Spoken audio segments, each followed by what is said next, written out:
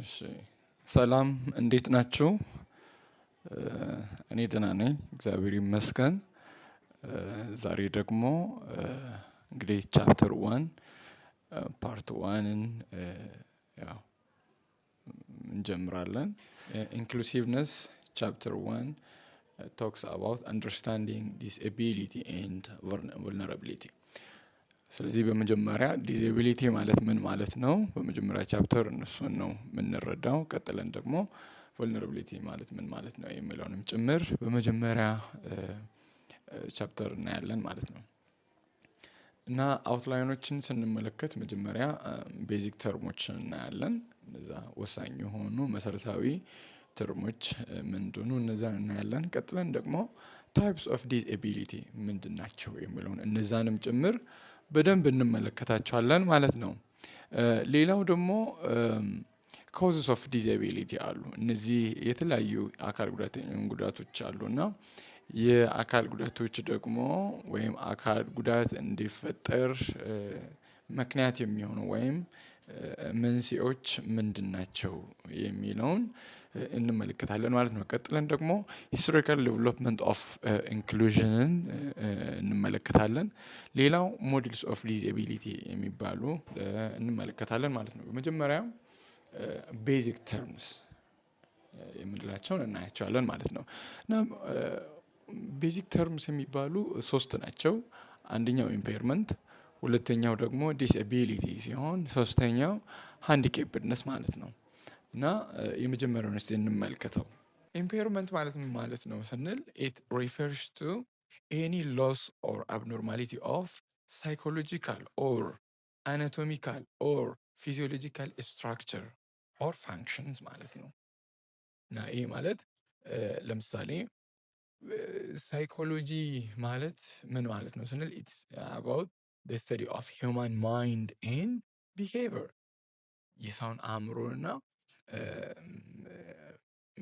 ቢሄቪየርን ጸባይን የሚያጠና ነው ማለት ነው ሳይኮሎጂ ማለት። ስለዚህ ኢምፔርመንት ስንል ወይ ሎስ ወይ ኦር አብኖርማሊቲ ኦፍ እዚህ አእምሮ አካባቢ ደግሞ በባህሪ አንፃር የሆነ እክል የተፈጠረለት ሰው ሊሆን ይችላል ማለት ነው። ሌላው ደግሞ አናቶሚ ስንል it's about the study of body structure and organ ማለት ነው። ስለዚህ አናቶሚ ስንል or anatomical ስንል የምናወራው ምን ነው? body structure or organ። ለምሳሌ loss of body structure, loss of hand, loss of leg, loss of eye ገብታችኋል። ስለዚህ ከበዲ ስትራክቸር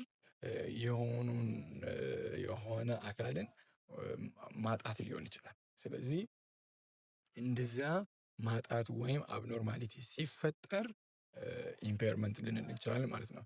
ሌላው ደግሞ ሶስተኛ ፊዚዮሎጂካል ያልነውን ስንመለከት ፊዚዮሎጂ ሚንስ the study of body function። እንግዲህ የሰውነት ክፍሎች እያንዳንዳቸው የራሳቸው የሆነ ፋንክሽን ወይም ስራ ተግባር አላቸው። እና ፊዚዮሎጂካል ስንል ደግሞ ምን ማለታችን ነው? አካላችን እያሉ ግን መስራት አለመቻል ወይም ለመስራት መቸገር ማለት ነው። ስለዚህ in general impairment means it refers to any loss or abnormality of psychological, anatomical or physiological structure or function ማለት ነው። ለምሳሌ ይሄው ይሄ ኢንተሌክቹዋል ሊሚቴሽን ያለባቸው ሰዎች በፌሳቸው እንኳን ይታወቃሉ አብዛኛውን ጊዜ። ሌላው ደግሞ አብኖርማል ሌግስ የሚባለው ለምሳሌ አብኖርማሊቲ ሌግ አናቶሚካል ማለት ነው። እዚህ ብለው ሌግ አለ፣ እዚህ ደግሞ ከርቭድ ሌግ አለ። በእጅም ሁሉን ማሳየት አይቻልም፣ የተወሰኑትን ነው እንትን ያልኩት።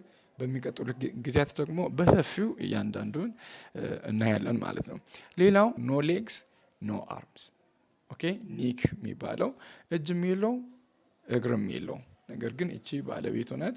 እነዚህ ልጆቹ ናቸው። አያችሁ፣ እሱ የወለዳቸው ልጆች ሁሉም እግርም እጅም አላቸው፣ ጤናማ ናቸው። እሱ ያገባትም እንግዲህ ኖርማል ሁሉ አካል ያላት ናት ማለት ነው። እና ቀጥለን ሁለተኛውን ደግሞ ስንመለከት ሁለተኛው ዲስኤቢሊቲ ይባላል። ዲስኤቢሊቲ ማለት ደግሞ ኢትስ አባውት ሪስትሪክሽን ኦር ላክ ኦፍ ኤቢሊቲ ሪዛልቲንግ ፍሮም ኢምፔርመንት። አያችሁ፣ ይሄ ደግሞ መገደብ ነው። ዲስኤቢሊቲ ኢዝ ናት ኢንኤቢሊቲ። ኦኬ ኢትስ ናት ኢንኤቢሊቲ። ለምሳሌ ሉክ ሂር disability is not inability but it is difficulty to perform something። ስለዚህ ዲስኤቢሊቲ ማለት መገደብ ከምን የተነሳ? ከኢምፔርመንት የተነሳ ከሆነ አካል ከመጉደሉ የተነሳ ወይም የሆነ አካል ከመጉደሉ የተነሳ ምን ማድረግ ነው ማለት ነው? አንድን ነገር ለማድረግ መቸገር ወይም የሆነ ነገር ለማድረግ ማቃት ማለት ነው። ስለዚህ በዚህን ጊዜ ምንድነው የምንለው? ዲስኤቢሊቲ እንላለን። ይሄ የሚለካው እንዴት ነው? በተመሳሳይ ኤጅ፣ ተመሳሳይ ባህል፣ ተመሳሳይ በትምህርት ደረጃ ላይ ያሉ ልጆች ማድረግ የሚችሉትን የሆነ አካል ጉዳት ከመፈጠሩ የተነሳ ለማድረግ መቸገር ወይም መገደብ ምን ይባላል? ዲስኤቢሊቲ ይባላል ማለት ነው። እንግዲህ ኤግዛምፕል ላይ ስንመለከት ምንድነው የሚለው? difficulty to see, difficulty to hear, difficulty to walk. Okay, this is an example. The third one is handicapness. Handicap is a social or economic disadvantage resulting from what? Disability or impairment. ይሄ ማለት ደግሞ አንድ ሰው አካል ጉዳት ከመቅጠሙ የተነሳ ወይም አንድን ነገር ለማድረግ ሊቸገር ይችላል እና ያንን ከመቸገሩ የተነሳ ደግሞ ማህበረሰቡ አጠቃላይ ያ ሰው ማግኘት የሚገባውን መብት፣ የሚገባውን ጥቅም፣ የሚገባውን ነገር ሁሉ እንዲያጣ የሚያደርግ አስተሳሰብ ጋር የሚገናኝ ነገር ነው ማለት ነው ሃንዲካፕ ማለት። ስለዚህ ኢትስ አባውት ሊሚትድ ኦፖርቹኒቲ ኤንድ lack of participation in social, political and economic activities። ስለዚህ ምንድነው እዚህ ጋር ደግሞ የሚለው? እድልን በቃ የትኛውንም እድል ሌላው አካል ጉዳት የሌለበት ሰው ማድረግ የሚችለውን ለዛ የሚሰጠው እድል ለነዚህ ደግሞ ሲገደብ እና ፓርቲሲፔት እንዳያደርጉ ደግሞ ሲከለከሉ ምን ይባላሉ ማለት ነው? ሃንዲካፕድ ሆኑ ይባላል ማለት ነው። ሌላው handicappedness or handicap is a societal negative perception or attitude towards persons with disability። አያችሁ ኢንክሉዥን ኮንሰፕት በራሱ ኢንክሉዥን አሁን እናንተ ኢንክሉሲቭነስ እየተባለ እየተሰጠ ያለው ትምህርት ዋና ዓላማው ምንድን ነው ታውቃላችሁ? ይሄንን ኔጌቲቭ አቲቲዩድን ከማህበረሰቡ አእምሮ ማስወገድ ወይም መቀነስ ማለት ነው። ስለዚህ ኢንክሉሲቭነስ ስንል ሁሉም ኢንክሉድድ እንዲሆኑ ኢንትሮዳክሽን ላይ ወይም ኮርስ አውትላይን ላይ እንደተናገርኩት ይህንን ኔጌቲቭ አቲቲዩድን ኤክስክሉዥን ፕራክቲስን ከማህበረሰቡ አእምሮ ከአስተሳሰብ ማስወገድ ማለት ነው ወይም መቀነስ።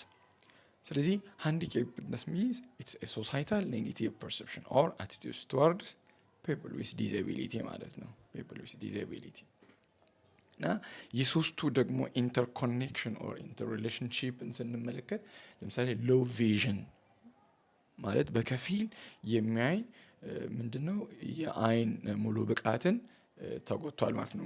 ሙሉ ብቃት እንዳይኖረው በተወሰነ ደረጃ ተጎድቷል። እንግዲህ የአይን ችግር አለበት ማለት ነው። ስለዚህ የአይን እክል አለበት ማለት ነው። እና ዲፊካልቲ ኢን ሲይንግ ማለት ደግሞ ለማየት መቸገሩ ደግሞ ከምን የተነሳ ነው?